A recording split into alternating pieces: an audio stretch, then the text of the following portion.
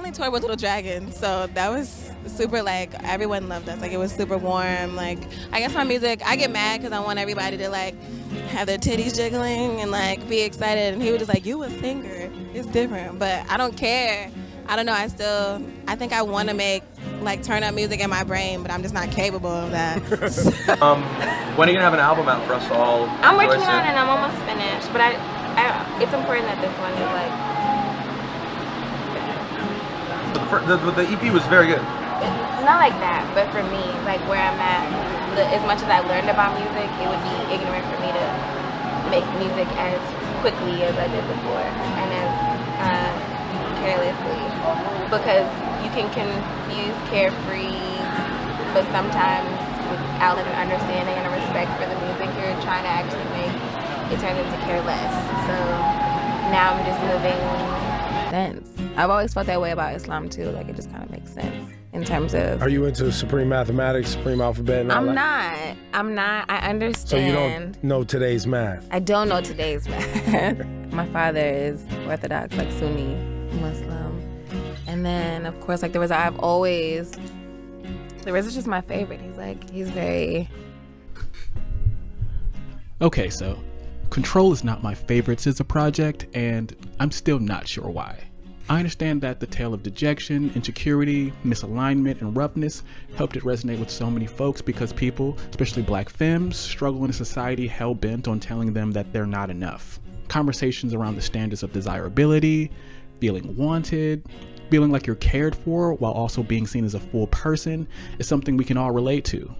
I guess outside of the pain and the self-image struggle we see SZA express in this project, what else does it offer?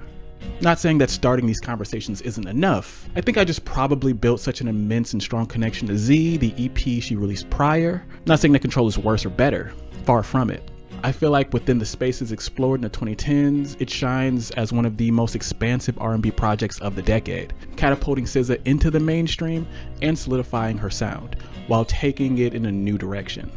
The strangest but easiest ways to explain my feelings about it, and I'm sure only a few of you guys are gonna get this, is that for me personally, Ctrl kind of felt like how I experienced Kingdom Hearts 2. Full disclosure, I played KH1 when I was around 13. Spent so much time with it.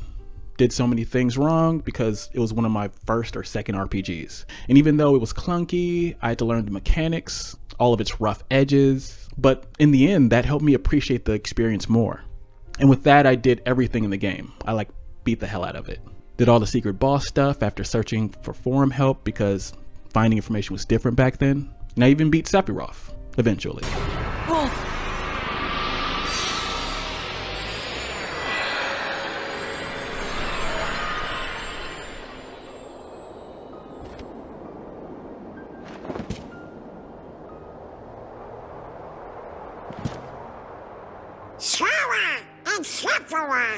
All I'm saying is, with that connection, I became accustomed to how the game felt, and that became my favorite part of it. So when Kingdom Hearts 2 came out, I was pumped. I finished that weird card game that was the official sequel, but was really just a lazy money grab for the studio that complicated the story and was annoying and not that fun at all to play. I kinda understood the story, even though it made very little sense. And as I said, I completely mastered the first game. I remember my grandma took me to get Kingdom Hearts 2 from GameStop because my report card was really good. I got the game, the big ass Brady Games guide that came along with it that had some misinformation in it, and I managed to get a copy of Burnout 3 Takedown as well. Got home, fired up the PS2, and... They're gone! Are gone!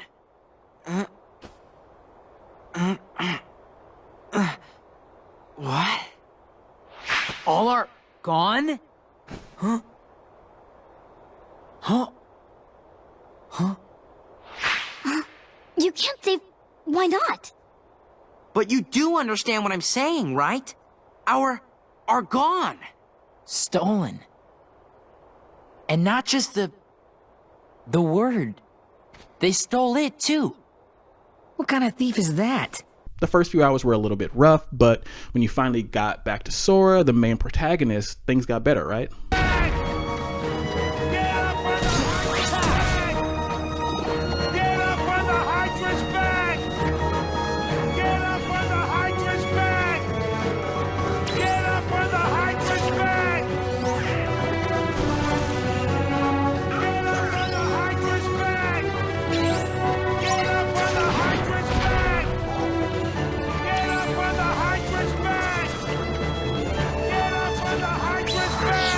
Don't get me wrong, the game was fine.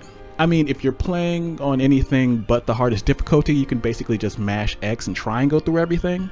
Like seriously, you can jump slash your way through the entire game in a few hours. What really bugged me is that they removed the gameplay features that made the first game really fun. For me personally, blocks and counters no longer gave you EXP, most of the key abilities you get from beating certain bosses, not leveling up, most of the combat was air-based, lots of shiny new bells and whistles, with so many new abilities to defeat enemies that you didn't really have to use. Long story short, it made the experience sort of lackluster in my personal opinion. So what does SZA have to do with this? I'm not sure yet, but I think we'll come back to this. Let's unpack my feels and thoughts around both Ctrl and Z, while diving deeper into the different writing styles used on both projects. Let's also unpack some complicated nuances around how we view love, relationships, and trauma. But first, and you know I got a big booty, but these dudes, they treat me like I'm fucking stupid. Solana Amani Rowe, better known as SZA, is a singer-songwriter born in St. Louis, Missouri and raised in Maplewood, New Jersey. She began recording and self-releasing songs in the early 2010s. Her music found its way to TDE president Terrence Punch Henderson, who vibed with this quality, garnered some buzz with her self-released EP, See SZA Run, released another EP titled S, did a short tour with Little Dragon, and featured on her label mates projects Isaiah Rashad's Savelia Demo and Schoolboy Q's Oxymoron respectively. Quickly followed by her third EP, Z, and the single that I fell in love with, Child's Play, featuring a young Chance the Rapper. This is how I found out about her. Acid rap, which in my Kingdom of Hearts feels like a modern day classic, was a huge deal to me back in those Dat Piff days. Growing up during this era was interesting in that there were so many new artists making and exploring their sounds, and so many of them were distinct and very different. Sure, there was homogenized stuff, and whatever the hell this is. In about 3 years, holla at me, Miley Cyrus. Don't listen to the rest of that song. I think one thing often forgotten about this time period, the early 2010s in general, is that this was kind of the start of a more conservative shift. And like most times, men were on trash. Put Molly all in her champagne. She ain't even know it. I took her home and I enjoyed that. She ain't even know it. Breaking free from the 2000s, a decade where everyone was hyper fixated on shitting on women, what we had now was the heavy irony-pilled, edgy clickbait era, where folks thought they could say anything. It's hard to fully describe how gross dudes were during this period, or how much they thought that they can get away with. Floating on the we beat racism vibes of the second Obama term, the creative sphere, be it TV, YouTube, music, whatever, had a strange and inherent hostility towards women. Anyways, enough with the detours. Following the success of Z and all the touring, SZA's next project was supposed to be named A, to complete the 3 EP run. Following her feature on Consideration, a single from the last to-date Rihanna album, Anti, as well as signing a joint contract with RCA Records, SZA retitled the album Control, dropping in 2017 with somewhat of a tumultuous production, with TDE execs taking her hard drive of recorded material because there were 150 to 200 songs and she couldn't really decide what was good anymore. According to an interview with Gabby Wilson of MTV News, all of SZA's contributions to the album, she revealed, were freestyled in some way, though she tried to come in with pre-recorded phone notes and a journal of ideas. For her, the moments that happen in the studio just seem to stick better. Sometimes when I hear my words back, I get very embarrassed of myself, she confessed. Because I'm like, wow, that's crazy. Or why did you just say that? But it's like my subconscious talking to me. And with all those songs, who knows what Control or A would have been if they just chose different songs. So let's take a look at the songs chosen and get a vibe for what was communicated on Control. I'm having fun and loving life, right? But the losers I date have to come and ruin it. Control as a project thematically captures a period in time in which SZA is doing a lot of processing. The catalyst for this seems to be a toxic relationship in which she's consistently not prioritized, emotionally neglected, love bombed, or to an extent chasing someone who's not emotionally available. And it's through this experience that we hear her reveal her darkest insecurities. Leave me lonely for prettier women? You know I need too much attention for shit like that. You know you wrong for shit like that. I could be your supermodel if you believe. If you see it in me, see it in me, see it in me, I don't see myself. And with this, we get a clear vision of how she sees herself, as well as how she yearns to hop on the relationship escalator. Why can't I stay alone just by myself? Wish I was comfortable just with myself, but I need you, but I need you, but I need you. Let's take a second to explore this concept real quick. Dr. Barker describes the concept of the relationship escalator as getting married, having a family, and trying to stay together for life, in that order. The rush to get on that relationship escalator can make it difficult for young people trying to find out who they are and what works for them, particularly for girls who are still taught in the stories, films, magazines, that love is their big adventure in life. Perhaps you felt pressure to talk about who you fancy, or been upset when your friends start spending all of their time with their new partner and no longer make time for you. This is what I found interesting and alarming. I mean, mid-20s is pretty young, right? There's still so much time for growth, to have new experiences, and to meet new people. Travel, whatever you want to do. But as a society, many are conditioned to believe that compartmentalizing your life in this way, finishing school, attaining a career, finding your partner, maybe having some kids, and dying, I guess, is a normal way to live your life, the average way to function as an adult. And in failing to do so, something must be wrong with you. And to me personally, that seems to be the emotional core of this project. Ctrl loosely operating as a failure to meet the standards needed to be attractive within the nuclear family model at the age of 25, 26. I might be getting ahead of myself. We can read a lot into these tracks as her grieving after a rough breakup, but what clued me in on this is how often she puts down herself for her body not looking a certain way, or comparing how she lives her life versus how other women are supposed to live and carry themselves. I get so lonely, I forget what I'm worth. We get so lonely, we pretend that this works. I'm so ashamed of myself, think I need therapy. I'm sorry I'm not more attractive. I'm sorry I'm not more ladylike. I'm sorry I don't shave my legs at night. I'm sorry I'm not your baby mama. Sorry, I just need to see you. I'm sorry. I'm so clingy. I don't mean to be a lot. This is what gave me the idea to make this video and explore this. This is probably my favorite track on the album, definitely one of my overall favorite SZA tracks in general, but it's very apparent that what we're experiencing here in this project is SZA expressing how traumatic this experience is for her in a way where she hasn't had a lot of time and space to fully process it. But that's just my opinion. As I mentioned in the last video, hip-hop, R&B, and pop music occupy an interesting space in how we frame love, desire, and romance, with sex taking center in how intimacy is expressed. Do you really want to love me down like you say you do? Give it to me like you say you do. 'Cause it's hard enough, you gotta treat me like this. Lonely enough to let you treat me like this. Do you really love me? Or just want to love me down, down, down, down? Even though, For the patriarchal male, be he straight or gay, addictive sexuality is fundamentally about the need to constantly affirm and reaffirm one's selfhood. If it is only through sex that he can experience selfhood, then sex has to be constantly foregrounded. Zukov and Francis explain, quote, "The more intense the pain of fear, unworthiness, and feeling unlovable becomes, the more obsessive becomes the need to have a sexual interaction," end quote. Sex, then, becomes for most men a way of self-solacing.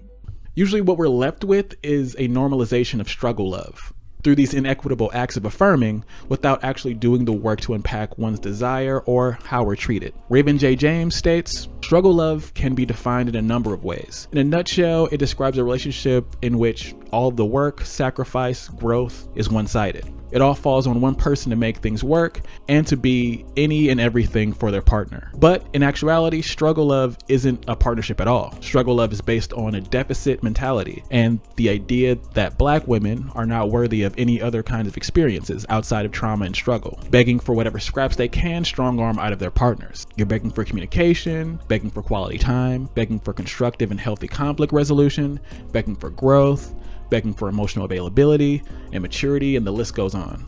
And I think about this point often, while also attempting to tie it into the overarching narrative of this project and how we're following SZA through these realizations or feels. But parts feel a little disjointed, and since the singles for the album are so strong, it's hard to feel the self-discovery or the full catharsis of this grief after completing it. Even in the interviews around the release of this project, she mentioned the process was messy, and the material is about said messiness, like unethical non-monogamy. The feeling is reckless of knowing it's selfish and knowing I'm desperate, getting all in your love, falling all over love.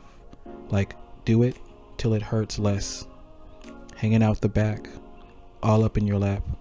Like, is you coming home? Is you out with her? I don't care. Long as you're here by 10:30, no later than. Drop them drawers. Give me what I want. With it being clear that within the narrative of the song, these women are competing with each other, all for the opportunity to be the one chosen. I gotta say, I'm in the mood for a little bit more than that. I mean, I'm saying, what kind of tease is 2 days? I need me at least about 4 of them, more you on me, on us. Just tell me you want me. Yeah, Monday. And I'll be at your door, ready to take her place, ready to give you what you've been missing on weekdays. From here we get more looks into her insecurities and codependent behavior based on the rejection alluded to during the album opener, with a lot of these insecurities rooted in unrealistic desirability standards projected onto women in femmes. Need you for the old me. Need you for my sanity. Need you to remind me where I come from. Can you remind me of my gravity? Ground me when I'm tumbling, spiraling, plummeting down to earth. Call me on my bullshit. Lie to me and say my booty getting bigger, even if it ain't. Love me, even if it rain. Love me, even if it pain you. I know I be difficult, right? You know I be difficult. This is where Western societal desirability standards dictate that we see our lovers or partners as the apex of sexual desire, meaning the hottest, the baddest, whatever. And within this very gendered body standard, that reinforces a very weird binary, basically with whatever folks see on TV, videos, whatever. The main idea is that you have to be desired, to be attractive, to be deserving of partnership.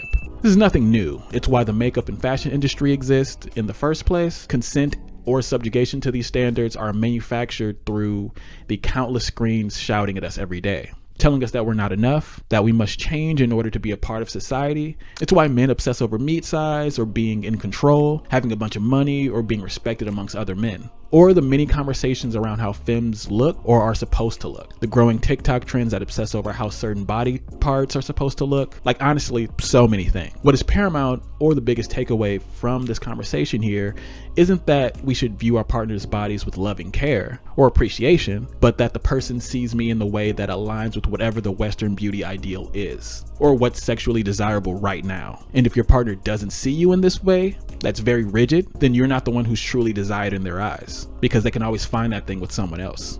I honestly wish the straights would seek therapy and open themselves up to having a serious conversation about kink, because I feel like that would give them the space to explore these desires in a way that protects them from so much bullshit. But let's move on.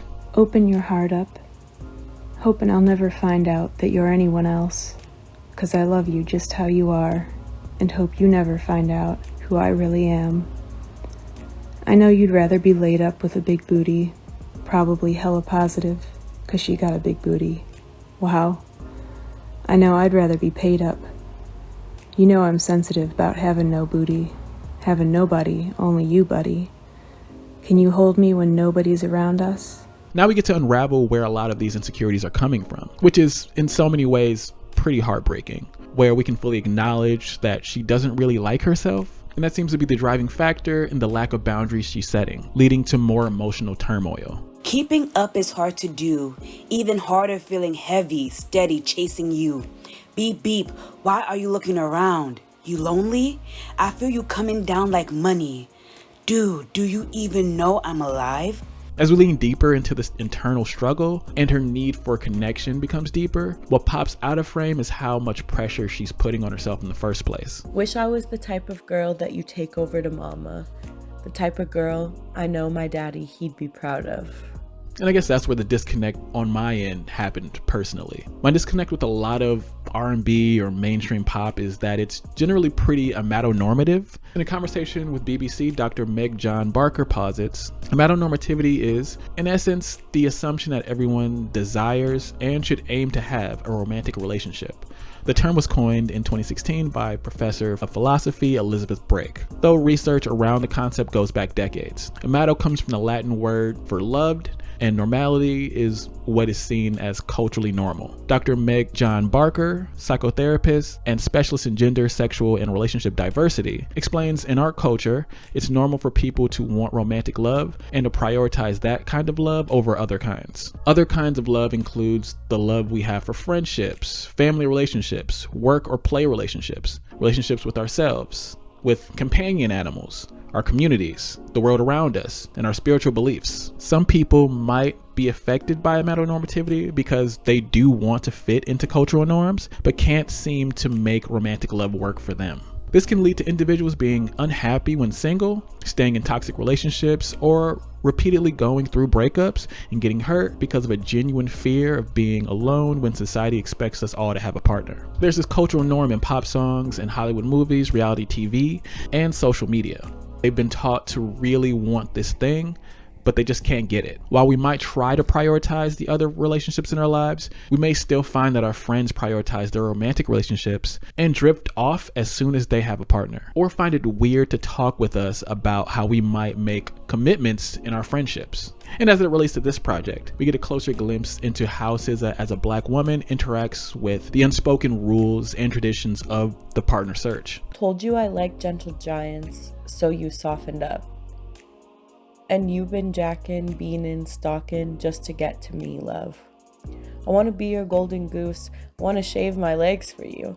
I want to take all of my hair down and let you lay in it. Spread all of my limbs out and let you lay in it. And how that relates to how she performs femininity. The smoothness and softness of having one's body hair removed exists as an act of submission, making her performance of femininity a prize to be won after being pursued and tied down into a monogamous relationship.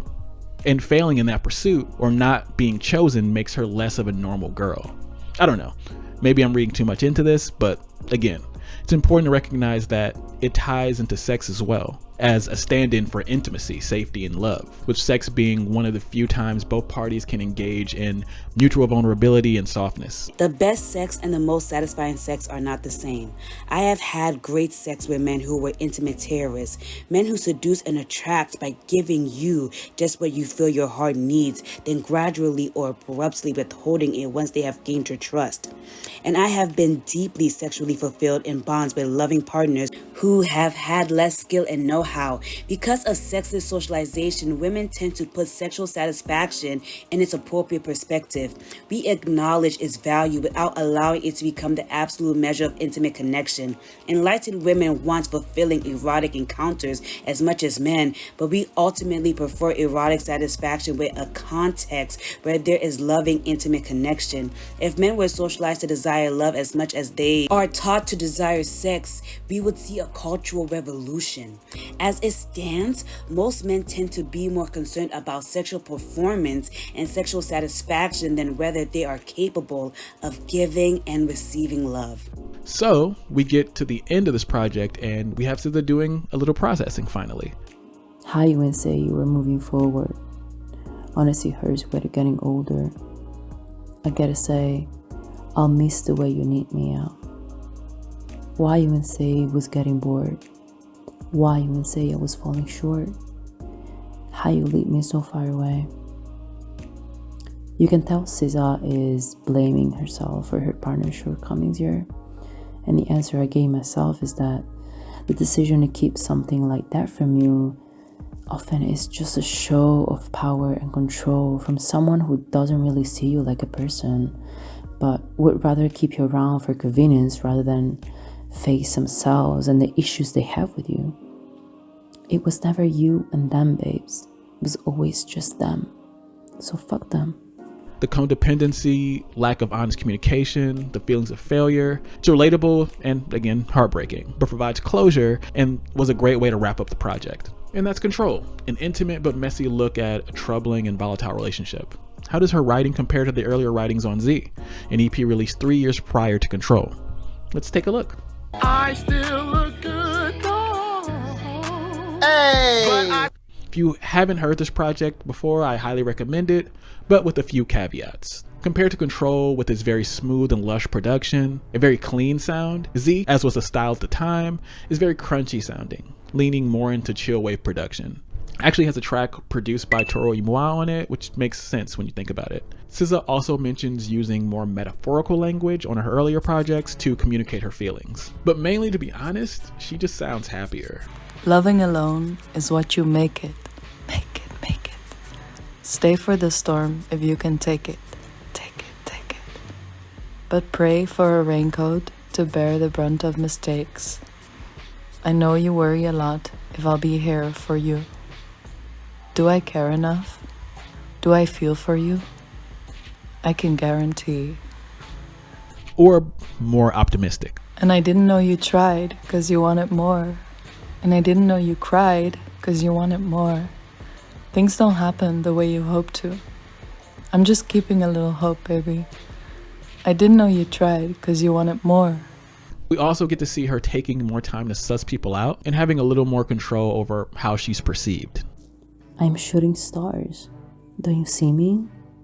Watching over your every mistake. Digging out of graves is never easy. Handing you my shovel here to take. Always playing catch me if you can. Gingerbread, you heard I'm sweet to taste. Close your eyes, let go and count to 10. I'll keep track of every moment wasted. And from this vantage point, we get a more well-rounded perspective of how SZA interacts with romance, love, and relationships, prioritizing her emotional security, taking risks, but knowing how to set boundaries, and when to leave when said boundaries have been crossed. Quit clipping on your wings. Sometimes you hate to leave somebody. What's happening to we? Warm winds on a space ride. When I call your phone on a late night, I recall your soul had taste like gardens. Flowers. She also loves a bird metaphor. It's very cute. I think this song is so important to me because I feel like we become engulfed in consumer identities when we engage in romantic relationships. Meaning it becomes very easy for us to discard people when they no longer serve a romantic purpose to us. Which, I don't know, it's kind of messed up. Like so many things are true, right? Humans grow and change, and that growth and change can be beautiful or awful. But a lot of the times it's just kind of in the middle. We never know how that growth can make our lives better or worse, and we also don't know who we'll be in the future. My point is, maybe people aren't disposable, and maybe the fact that things aren't working romantically just means that this isn't the form of the relationship that y'all should take together. There are other forms of relationships, be it friendships, collaborators, community members, etc. All things that play a larger role in how we build community. What makes Warm Winds so refreshing as a song is that we see SZA holding the time with someone that she cares about close as she builds boundaries for herself and moves within said boundaries without having to resort to dehumanizing the other person just because things didn't work out the way that she thought that they would, which I feel is pretty mature emotionally. I don't know. Feel free to roast me in the comments below if you disagree with that take. Anyways, more bird metaphors. Stationary, bird's wings, small canary princess, young savage girl lost among the lily pads. One road, no choice. I've given you this. Move moons for you. I choose to do it. This one's kind of funny because we see her growing masochism here and sacrificing pieces of herself for romantic gain. But I guess what's different is she's very self-aware that she's doing this in an effort to not lose herself. Which reminds me of... Which I didn't want to happen with you guys, so I want to make sure that you felt like you could help me. The truth is, lots of girls like me because, let's face it, I'm pretty adorable. And my aloofness unconsciously reminds them of their fathers, so I'm more used to them approaching me. So we didn't damage your self-esteem or anything? But I got self-esteem falling out of my butt. That's why I was willing to change for you guys, because when you really know who you are and what you like about yourself, changing for other people isn't such a big deal. It's like one of the themes of this record. It's all about autonomy and choice, control even. Going forward, we have more soul searching with her questioning how much effort she puts into performing her personality versus who she actually is. Lately, I've been questioning. Am I all that I pretend to be? I doubt it, I doubt it. Lately, I've been questioning. Am I all that I pretend to be? I doubt it, I doubt it. And again, with these consistent questions and being in dialogue with oneself and what you're feeling, you have more space to draw clearer boundaries when things are going in a direction that doesn't vibe with you. You have to make decisions, especially if someone is consistently crossing boundaries and not attempting to do better or be accountable. Was it worth it? Would you do it again? Aren't you tired of always making amends? I know you hate me now. I bet you hate me now. Bring on the thorny crown. Crucify me. We love the Jesus metaphor. I feel like that's definitely a bag. Especially when it comes to love. And forgiveness. Like, I literally died for you. And yeah, there's so many different ways to read this. Be it lowering our standards or making a mistake regarding sharing intimacy with someone who doesn't treat said intimacy with care in regards to how special it is, or parting with someone who can't get it together, or no longer dealing with someone with a victim complex that's destructive. The metaphors are abundant and vast. What I'm getting is through this tumultuous connection of love and sex, things just aren't necessarily going well, and this person is playing the victim, but instead of like putting so much effort into correcting them, you're just gonna let them go with whatever narrative they have, because you can't control what they say or what they do. Women have endeavored to guide men to love because patriarchal thinking has sanctioned this work, even as it has undermined it by teaching men to refuse guidance. A useful gift all love's practitioners can give is the offering of forgiveness. It not only allows us to move away from blame, from seeing others as the cause of our sustained lovelessness, but it enables us to experience agency, to know we can be responsible, forgiving, and finding love. Moving on, we have more religious metaphors, possibly based in falling into the realization that you're going to do what you want, make mistakes, and keep it moving. Jesus called me collect last night. It took all of me not to answer. Daddy warned me the perils of playing. Hard to get with God as a standard. Flying high and fearless, baby. I've kissed death 1,000 times before. Remember me for who I was, not who I am. I'll pray you never understand this. Sweet, sweet, sweet, sweet November. After a few tracks, we end with more religious symbolism, an acceptance of the chaos, the growth, fully embracing faith in oneself with love for the ride ahead. Lines drawn in the sand. Keep the sun at your back. Keep your feet firmly planted in the sky. Just ride. When you don't know yourself, if it hurts you to explain your God, in my eyes, just ride. And that's the album, EP. I don't know. Very full, different energy, more foo-foo, spiritual girly type beat, but also it seems a little more in tune with the self, and a lot less of SZA beating herself up. Mainly what I learned or enjoyed with these listening experiences is how we get to enjoy art and music, specifically albums, EPs, any collection of songs, as a snapshot into someone's life at a certain point in time. And for the record, I really enjoy both projects. With Control, the bigger singles from that record, Drew Barrymore, Doves in the Wind, Love Galore, I almost called it Pussy Galore. Who are you? My name is Pussy Galore. Broken Clocks consistently stay in my like songs rotation. And when I want a cozy experience, I listen to Z, generally all the way through. But to bring it all the way back around, I kind of have to bring it back to Kingdom Hearts. The first game, my experience with it was so special. And then time passed. The designers decided to change how they interact with the experience, and those changes didn't vibe with me at all. And that was the direction the franchise went in. Not to say that this massive team that's creating this game is similar to one singular singer-songwriter, but to say that it's okay if the artist or art you enjoy changes, even if it's in a way that alienates you. And sometimes you'll be in the out group of not liking the new whatever, and that's fine. Different things are indeed different, and not everything is going to vibe with you. The decade that produced these two records is interesting because they were more open, be it FKA Twigs exploring sexual liberation and lust on LP1, or Frank Ocean opening up about love and the grind of artist life in Blonde. There were so many portraits of love and loss across the genre spectrum at the time. Control for me sees a continuation of the use of Black trauma and pain as a catalyst for mass connection, which is a thing, but that's just my take. And if you're gonna hate on something, at the very least do it in an exhaustively, mentally ill, obsessive way like me, or you're not a true hater. But I don't know, I feel like listening to it more, I I kind of enjoyed it as I kind of dissected it a little bit more. So there's that. Last note, another reason I feel like I fuck with Z so hard is because at the time I was listening to it, I had just gotten out of an emotionally abusive relationship. And those songs always held a very special, soft space for me, and were there when I was figuring a lot of things out. But that's all I got. What do you think? What are your closing thoughts on Control? Have you heard Z? I want to know your thoughts. And this isn't a Control is bad actually video. I enjoy both, just have some different feelings about how they both interact or work as projects. If you like the video, make sure to like the video. And if you like what I make and want to support or have access to some exclusive stuff, consider joining my Patreon, linked below. Just like these wonderful folks on screen now. Other than that, stay cute. Peace. Still love my ex, I don't wanna live no more. Oh, well, 50% of those statements were still positive. I believe in her ability to figure this out.